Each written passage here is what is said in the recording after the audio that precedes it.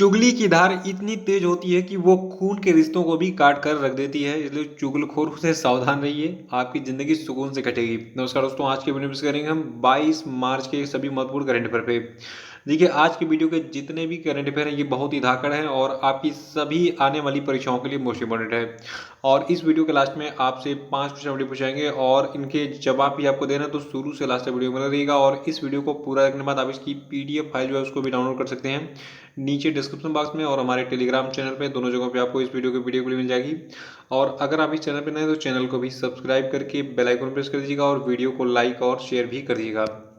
देखिए, आज के करंट अफेयर का पहला प्रश्न है कि हाल ही में कौन दोबारा केरल के मुख्यमंत्री बने। तो देखिए, हाल ही में पिनराई विजयन दोबारा जो है केरल के मुख्यमंत्री बने हैं। इनकी पार्टी चुनाव जीती थी अभी हाल ही में, तो इनकी पार्टी की एक बार फिर से सरकार बनी है। देखिए, केरल के जो राज्यपाल हैं इनका नाम है आरिफ मोहम्मद खान।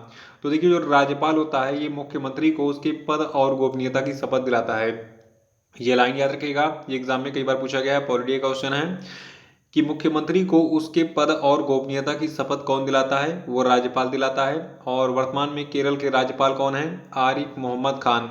इन्होंने अभी हाल ही में केरल के सेंट्रल स्टेडियम में आयोजित एक सादे समारोह में जो 76 साल के पिनराई विजयन हैं इनको इनके पद और गोपनीयता की शपथ दिलाई। युवा इस समय बेचारे पकौड़े तल रहे हैं और ये 76 साल की उम्र में मुख्यमंत्री बन रहे हैं। तो ऐसे हमारा देश मतलब हमारे देश का भविष्य ऐसे लोगों के हाथ में है। देखिए, पिनराई विजयन के अलावा जो आरिफ मोहम्मद खान है इन्होंने इनके 20 अन्य मंत्रियों को भी जो है शपथ दिलाई थी। और दूसरा प्रश्न है कि आतंकवाद विरोधी दिवस यानी कि एंटी टेररिज्म डे जो है ये किस दिन मनाता है। देखिए, आतंकवाद विरोधी दिवस को हम मनाते हैं 21 मई को। देखिए, भारत में हर साल 21 मई को राष्ट्रीय आतंकवाद विरोधी दिवस यानी कि नेशनल एंटी टेररिज्म डे मनाया जाता है, क्योंकि इसी दिन जो है जो भारत के पूर्व प्रधानमंत्री राजीव गांधी है इनकी पुण्यतिथि पड़ती है। देखिए, इसी दिन यानी कि 21 मई 1991 को भारत के पूर्व प्रधानमंत्री राजीव गांधी की तमिलनाडु के श्री पेरम्बदूर के आतंकियों ने जो है हत्या कर दी थी। तो इसलिए इसको याद करने के लिए हम 21 मई को आतंकवाद विरोधी दिवस यानी कि एंटी टेररिज्म डे मनाते हैं भारत में। ये प्रश्न बहुत बार पूछा भी गया है, इसको नोट कर लीजिएगा। तीसरा प्रश्न बहुत इंपॉर्टेंट है अगर आप यूपी में कोई एग्जाम देने जा रहे हैं। प्रश्न है कि सुप्रीम कोर्ट कॉलेजियम ने किसे इलाहाबाद हाई कोर्ट के मुख्य न्यायाधीश को के रूप में नियुक्त करने की सिफारिश की है। तो देखिए, इलाहाबाद हाई कोर्ट के नए मुख्य न्यायाधीश यानी कि चीफ जस्टिस बनने वाले हैं जस्टिस संजय यादव। देखिए, आपको बता दें कि केंद्र सरकार ने इलाहाबाद हाई कोर्ट के वरिष्ठतम जज जस्टिस संजय यादव को 14 अप्रैल को कार्यवाहक मुख्य न्यायाधीश नियुक्त किया था। और जो आपके जस्टिस संजय यादव हैं, ठीक है, इन्होंने मध्य प्रदेश हाई कोर्ट के वकील के रूप में अपना करियर शुरू किया था। फिर 2007 में मध्य प्रदेश हाई कोर्ट में ये न्यायाधीश अपॉइंट हुए और देखिए अब जो है ये न्यायाधीश से चीफ जस्टिस बनने वाले हैं इलाहाबाद हाई कोर्ट के। तो अगर परीक्षाओं में पूछा जाए कि इलाहाबाद हाई कोर्ट के नए मुख्य न्यायाधीश कौन बने, तो ये भी कौन है? जस्टिस संजय यादव। देखिए, नियुक्तियां, देखिए चीफ जस्टिस मतलब किसी भी राज्य का जो उच्चतम न्यायालय यानी कि हाई कोर्ट होता है, ठीक है, उच्चतम नहीं उच्च न्यायालय बोलते हैं, हाई कोर्ट, ठीक है। तो उसके जो न्यायाधीश होते हैं मुख्य न्यायाधीश उनका नाम जरूर रटा कीजिए, मुख्यमंत्रियों का नाम पता होना चाहिए और हर राज्य के राज्यपाल का नाम आपके पास होना चाहिए। तो अभी एक लिस्ट बनाइए, आज आपको मैं होमवर्क देता हूँ। आप लिखेंगे राज्य, ठीक है, स्टार्ट करेंगे किसी भी एक राज्य से। मान लीजिए आपने केरल से स्टार्ट किया है, तो आप केरल के पहले मुख्यमंत्री का नाम लिखेंगे। केरल के मुख्यमंत्री का नाम क्या है? पिनराई विजयन। और केरल के राज्यपाल का नाम क्या है? आरिफ मोहम्मद खान। ऐसे करके जो है एक राज्य के बारे में जो विशेष 4-5 जानकारी होती हैं उसको अलग से नोट कर लीजिएगा। परीक्षा में जाने से पहले उसको पढ़ के जाइएगा, देखिएगा आपको 5 नंबर एक्स्ट्रा मिलेंगे एग्जाम में, और यही 5 नंबर हो सके आपको नौकरी भी दिला दें। चौथा प्रश्न है, हाल ही में भारतीय चिकित्सा अनुसंधान परिषद यानी कि Indian council of medical research ने कोविड-19 की टेस्टिंग के लिए किस होम टेस्टिंग किट को मंजूरी प्रदान की। तो देखिए, इस होम टेस्टिंग किट का नाम है कोविसेल्फ, याद रखेगा। अभी हाल ही में भारतीय चिकित्सा अनुसंधान परिषद ने कोविड-19 की टेस्टिंग के लिए एक होम टेस्टिंग किट को मंजूरी दी है। इसका नाम क्या है? कोविसेल्फ। देखिए, कोविसेल्फ जो है ये एक रैपिड एंटीजन टेस्ट किट है, यानी कि आप जैसे कि आपने देखा होगा प्रेगनेंसी टेस्ट करते हैं, यूरिन 2 ड्रॉप उसमें मतलब उसमें एक ऐसे स्ट्राइप मिलती है, इसमें कुछ ऐसे स्पेस बना होता है, यहाँ पे आप 2 ड्रॉप डालते हैं अपने यूरिन का, बता देता है कि आप प्रेग्नेंट हैं कि नहीं। मतलब ये महिलाओं के लिए है, पुरुष प्रेग्नेंट कहाँ हो सकते हैं। तो इसी को थोड़ा सा सही वे में लीजिएगा। तो ऐसे स्ट्राइप मिलेगी, इसमें आप जो है अपना जो भी है मतलब ब्लड वगैरह का अभी तो मैंने देखा नहीं है एंटीजन टेस्ट कैसे करते हैं, लेकिन एंटीजन टेस्ट कभी भी होगा तो ये आपका ब्लड चाहिए होगा, ठीक है। तो क्योंकि देखिए हमारा जो ब्लड है वही संक्रमित होता है, ठीक है, ब्लड ही संक्रमित होता है, उसी में सारे बैक्टीरिया वायरस रहते हैं, क्योंकि उसी में उनको खाद्य पदार्थ मिलता है। तो शायद ब्लड का जो भी हो उसमें 2 ड्रॉप चुआएंगे, आप बता देगा आप कोरोना पॉजिटिव है या नेगेटिव, ठीक है, क्योंकि ये एंटीजन वगैरह है ये आपके ब्लड में ही मिलते हैं। तो रैपिड एंटीजन टेस्ट यानी कि RAT किट है, ये आपका कोविशील्ड, इससे आप घर बैठे ही जो है अपने कोरोना संक्रमण होने की जांच कर सकते हैं। और भारतीय चिकित्सा अनुसंधान परिषद ने अभी हाल ही में घर में ही कोविड जांच के लिए इस कोविशील्ड किट को जो है पूरी तरीके से मंजूरी भी दे दी है कि भैया इसको यूज़ कीजिए, ये ऑथेंटिक है। वैसे तो मार्केट में बहुत सारे जो है एंटीजन टेस्ट की जो है अवेलेबल है, 400-500 रुपये में टेस्ट हो जा रहा है, लेकिन वो विश्वसनीय नहीं थे। ये कोविशील्ड वाला आपका विश्वसनीय है, क्योंकि Indian council of medical research से अगर अप्रूव किया है तो इसमें कुछ नई बात होगी और ये ऑथेंटिक भी होगी। अभी तक हम जो टेस्ट करा रहे थे उस टेस्ट का नाम क्या था, RT-PCR, ठीक है।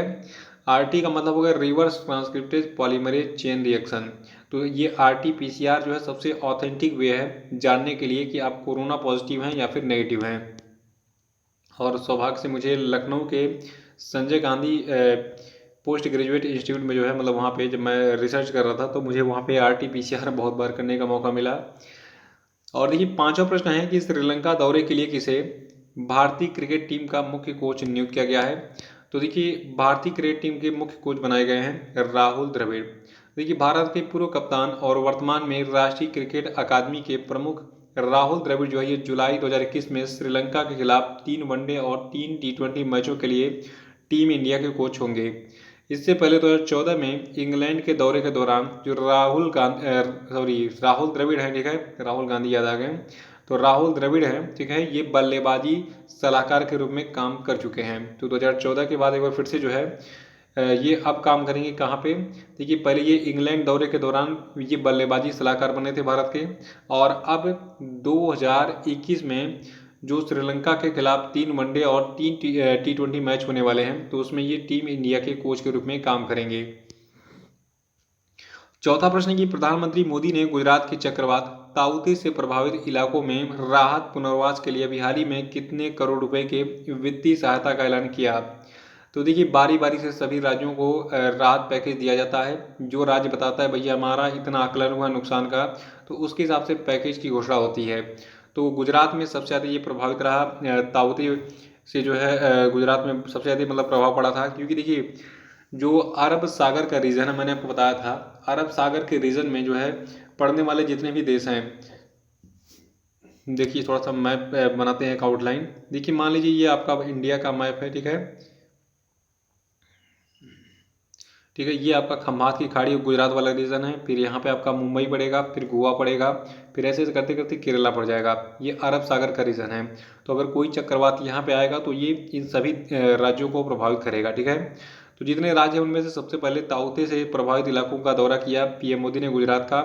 गुजरात को कुल 1000 करोड़ रुपए का जो है वित्तीय सहायता देने का ऐलान किया अभी हाल ही में, और इस 1000 करोड़ रुपए से ताउते चक्रवात से प्रभावित मारे गए जितने भी लोग हैं गुजरात में उनके परिजनों को 2-2 लाख रुपए की अनुग्रह राशि दी जाएगी, और आपदा में घायल हुए सभी नागरिकों को 50,000 रुपये दिए जाएंगे। 7वां प्रश्न है कि हाल ही में गूगल ने किस देश में 30 राष्ट्रीय और क्षेत्रीय मीडिया संगठनों के साथ साझेदारी करते हुए न्यूज शोकेस को लॉन्च कर दिया है। तो देखिए गूगल ने अभी हाल ही में भारत में 30 राष्ट्रीय और क्षेत्रीय मीडिया संगठनों के साथ साझेदारी करते हुए न्यूज शोकेस को लॉन्च किया है। गूगल की ये जो पहल है ये पूरे भारत में गुणवत्तापूर्ण पत्रकारिता को सहयोग देने की दिशा में घोषित वैश्विक निवेश अभियान का एक हिस्सा है। और देखिए इन 30 राष्ट्रीय और क्षेत्रीय मीडिया संगठनों में शामिल आपके कौन कौन से हैं, Dainik Jagran, the Hindu, HT digital stream limited, Indian express group, ABP live, India TV, NDTV और Zee news, Amar Ujala, Deccan herald, Punjab Kesari, telegraph India, IANS और ANI समेत अन्य संगठन शामिल हैं, ठीक है। तो इन 30 राष्ट्रीय और क्षेत्रीय मीडिया संगठनों में ये अब जो प्रमुख समाचार एजेंसियां मैंने इनके नाम बता दिए हैं। तो अभी हाल ही में याद रखिएगा गुजरात गूगल ने जो है पूरे भारत में 30 राष्ट्रीय और क्षेत्रीय मीडिया संगठनों के साथ साझेदारी करते हुए एक न्यूज शोकेस को लॉन्च किया है ताकि विश्वसनीय खबरें आप तक पहुंच सके। और 8वां प्रश्न है, मई 2021 में किस देश ने महासागर की निगरानी करने वाली एक नई सैटेलाइट पृथ्वी की कक्षा में भेजी? तो देखिए अभी हाल ही में चीन ने जो है एक नई सैटेलाइट भेजी है पृथ्वी की कक्षा में, किस लिए? महासागरों की निगरानी करने के लिए। और इस सैटेलाइट यानी कि उपग्रह को जो है लॉन्ग मार्च 4B रॉकेट के जरिए लॉन्च किया गया है। और इसमें जो है एक आपका HY2D यानी कि हियांग 2D सैटेलाइट है, ठीक है, इसको भेजा गया है किस लिए? महासागरों की निगरानी करने के लिए। और किससे भेजा गया है इस सैटेलाइट को? लॉन्ग मार्च 4B के दौरान।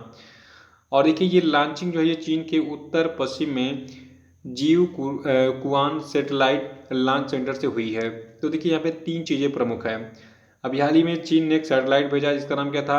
यांग 2D, ठीक है, जिसको शॉर्ट में HY2D सैटेलाइट नाम दिया गया है। इसको लॉन्च किया गया था किससे? लॉन्ग मार्च 4B से, ठीक है, ये एक रॉकेट का नाम है। तो इससे इसको लॉन्च किया गया था कहाँ से? चीन के उत्तर पश्चिम में जीव कुआन सैटेलाइट लॉन्च सेंटर से, ठीक है। और ये क्या है? एक समुद्र की निगरानी करने वाला उपग्रह है, ठीक है, यानी कि महासागर जो है उनकी निगरानी करने वाला कि कौन से देश का कौन सा युद्धपोत इंटर कर रहा है उसकी सीमा में। तो चीन थोड़ा सा जो है दूसरे टाइप का, मैंने कल बताया भी था, उसको अच्छी अच्छी जो है शब्दों का प्रयोग भी किया था चीन के लिए। वो दूसरे देशों पे हड़पने में, दूसरे देशों को कब्जा करने में जो है ज़्यादा माहिर है। 9वां प्रश्न है कि आयुष्मान भारत कार्यक्रम के तहत स्वास्थ्य और कल्याण केंद्र स्थापित करने में कौन सा राज्य पहले स्थान पर है? तो देखिए जो आयुष्मान भारत कार्यक्रम है इसके तहत स्वास्थ्य और कल्याण केंद्र स्थापित करने में कर्नाटक पहले स्थान पर है। देखिए कर्नाटक जो है ये 2020 से 2021 के लिए इस परियोजना यानी कि आयुष्मान भारत परियोजना को लागू करने में अग्रणी है। और केंद्र सरकार ने 2020-21 के लिए जहां पे टारगेट रखा था 2263 आयुष्मान भारत केंद्र स्थापित करने के लिए, उसकी अपेक्षा जो है जो आपका कर्नाटक राज्य है, ठीक है, इसने 31 मार्च तक जो है कुल 3300 केंद्रों को अपग्रेड कर दिया 2020-21 के वित्तीय वर्ष में। तो ये आंकड़ा काफ़ी अधिक रहा टारगेट से, तो इसीलिए जो है ये पहले यानी कि कर्नाटक पहले स्थान पर रहा आयुष्मान भारत कार्यक्रम के तहत स्वास्थ्य और कल्याण केंद्र स्थापित करने में। देखिए कर्नाटक को 95 में से 90 के स्कोर के साथ जो है ये पहला स्थान मिला है। और 10वां प्रश्न है कि अंतर्राष्ट्रीय चाय दिवस जो है ये कब मनाया जाता है? तो देखिए अंतर्राष्ट्रीय चाय दिवस को मनाते हैं 21 मई को। देखिए चाय के बारे में मैं आपको बताने से पहले एक बात बता दूं, देखिए अभी हाल ही में सुंदरलाल बहुगुणा का भी निधन हो गया है। वो जो है उत्तराखंड में चिपको आंदोलन के प्रणेता थे और उनके बारे में हम कल बात करेंगे। अभी हम बात कर रहे हैं अंतर्राष्ट्रीय चाय दिवस के बारे में। 21 मई को ये मनाया जाता है। देखिए चाय जो है ये कैमेलिया सीनेंसिस पौधे से बनने वाला एक पेय पदार्थ है, ठीक है। तो चाय किससे बनता है? कैमेलिया सीनेंसिस नाम के पौधे से। और चाय जो है ये पानी के बाद दुनिया का सबसे ज़्यादा पिए जाने वाला पेय पदार्थ है। और ऐसा माना जाता है कि चाय की उत्पत्ति उत्तर पूर्व भारत, उत्तर म्यांमार और दक्षिण पश्चिम चीन में हुई थी, लेकिन अभी तक इसके मूल स्थान के बारे में कोई भी विश्वसनीय जानकारी नहीं है। बहुत लोग कहते हैं कि अंग्रेजों ने चाय को प्रचलित किया था भारत में। और आपको बता दूं इस बात के भी कुछ प्रमाण मिले हैं कि चीन में लगभग 5000 साल पहले जो है चाय पी जाती थी, यानी कि चाय जो है ये बहुत ही पुराना पेय पदार्थ है। पहले तो सोमरस और पता नहीं क्या क्या हुआ करता था। तो ये थे आपके आज के सभी महत्वपूर्ण करंट अफेयर और हम बात करेंगे आज के सभी क्वेश्चन पेपर। देखिए आज क्वेश्चन पेपर का पहला प्रश्न आपके लिए कि विश्व मधुमक्खी दिवस कब मनाया जाता है? बताइए जल्दी से और वीडियो को तुरंत लाइक कर दीजिए, फिर आगे बढ़ते हैं।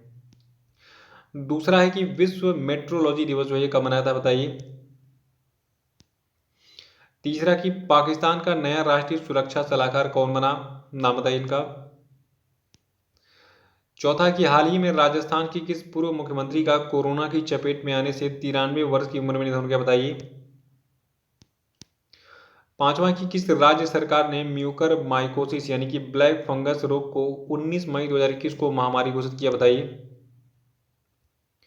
और हम बात करेंगे कल के पूछे गए सभी क्वेश्चन के क्षेत्रों की। देखिए क्वेश्चन का पहला प्रश्न था कि हाल ही में ईरान ने किस देश को फरजाद बी गैस परियोजना से बाहर किया?